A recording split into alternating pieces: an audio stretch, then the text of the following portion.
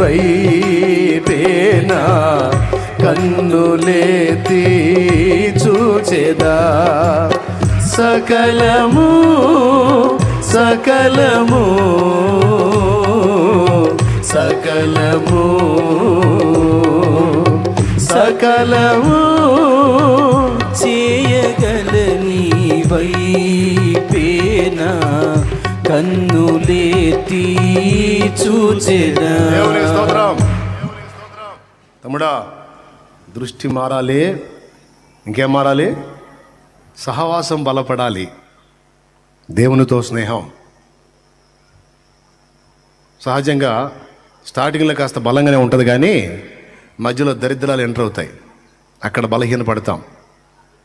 ప్రతి భక్తుడు జీవితంలో ఎప్పుడోసారి ఎక్కడో చోట దేవునితో సహవాస విషయంలో బలహీనపడే ఘట్టాలు ఎదురవుతాయి. కృంగిపోకండి, జాగ్రత్త పడండి.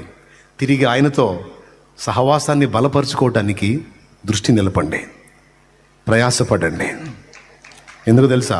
ఈ లోక స్నేహాలు సహవాసాలన్నీ ఒకనాటికి నిన్ను వదిలి వెళతాయి.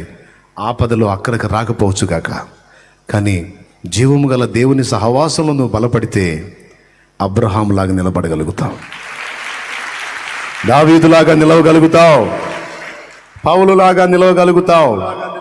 బలపడ్డాడు. దేనిలో బలపడ్డాడు? లోక స్నేహాలతోనా? నో, దేవుని సహవాసంలో బలపడాలి. ఈ దేవుని సహవాసంలో బలపడ్డవాళ్ళు, దేవునికి వెళ్ళి చూసేవాళ్ళు ఇక ఎలాంటి ప్రతికూలత పరిస్థితులు ఎదురైనా వాటిని లక్ష్య పెట్టరు, లెక్క చేయరు. వాటి గురించి ఎవరన్నా గొప్పగా మాట్లాడుతుంటే చిరాకు పడతారు. ఒకటే వీళ్ళ సమాధానం, ప్రార్థన చేద్దాం, ప్రభు వైపు చూద్దాం,